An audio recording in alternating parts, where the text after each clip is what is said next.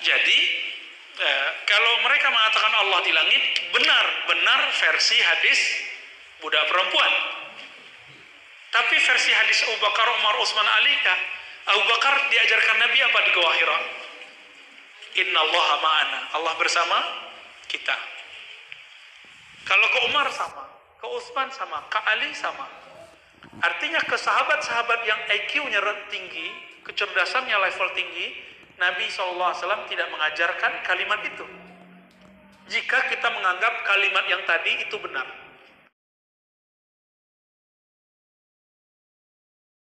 Ala kulli hal hadisnya sahih. Maka Imam Badruddin bin Jamaah mengatakan, orang yang meyakini Tuhan di langit, dia mengikuti hadis budak perempuan. Nah, kalau saya ikut hadis Abu Bakar aja ya, yang Allah itu dekat. Ya. Nah, kalau saya ikut hadis Abu Bakar aja ya, yang Allah itu dekat. Ya Abu Bakar, hai Abu Bakar, apa pendapatmu? Ini di Gua Hira. Jika ada dua hamba Allah, salisuhum Allah, maka yang ketiganya Allah. Menggigil Abu Bakar mendengar itu, langsung tenang dia. Kalau kita berdua, ketiganya Allah bagaimana? Tenang langsung. Itu yang diajarkan Nabi, ditalkinkan Nabi, dibimbingkan Nabi kepada Abu Bakar As-Siddiq. Nabi nggak bilang, Abu Bakar, kamu gak usah takut, Tuhan di langit. Enggak. Jadi beda. Cara Nabi berbicara ke sahabat yang seperti Abu Bakar beda dengan si perempuan. Maka meskipun mereka menyalahkan kita yang tidak mengikuti hadis ini, nggak ada masalah. Ya. Karena kita punya ulama yang lebih faham hadis ini daripada kita. Hadis ini disyarah oleh siapa? Imam Nawawi. Imam Nawawi punya kitab syarah Nawawi, syarah Sahih Muslim. Dan beliau di situ tidak pernah mengatakan Allah benar-benar bertempat di langit. Kenapa? Kalau disebut di langit bertentangan dengan Quran, Pak. Di Quran dikatakan Allah itu ada 7 ayat bersemayam di atas arasy. Loh, di mana dong?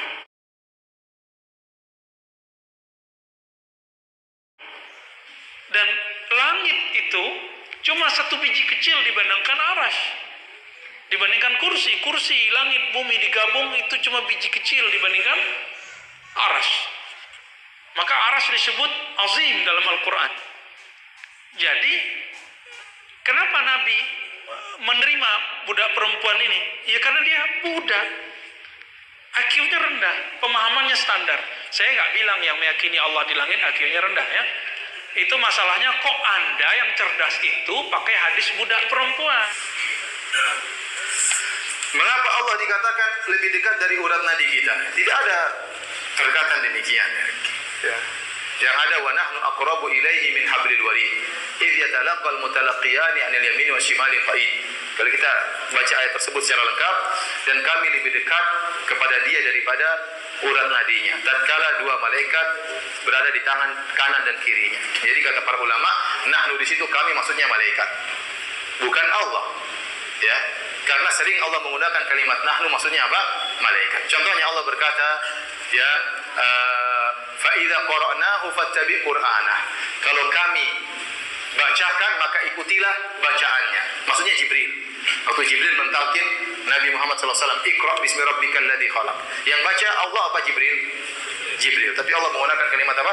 Kami. Kenapa? Karena malaikat adalah petugas-petugas dari Allah Subhanahu wa taala. Tentara-tentara Allah Subhanahu, junudu rabbi, tentara-tentara Allah. Jadi bukan maksudnya Allah lebih dekat daripada urat nadi. Ini salah paham tentang ayat tersebut. Kalaupun kita pahami Allah lebih dekat, maksudnya adalah ilmu Allah, bukan zatnya. Contohnya, saya bacakan dalam surat Al-Mujadalah ya.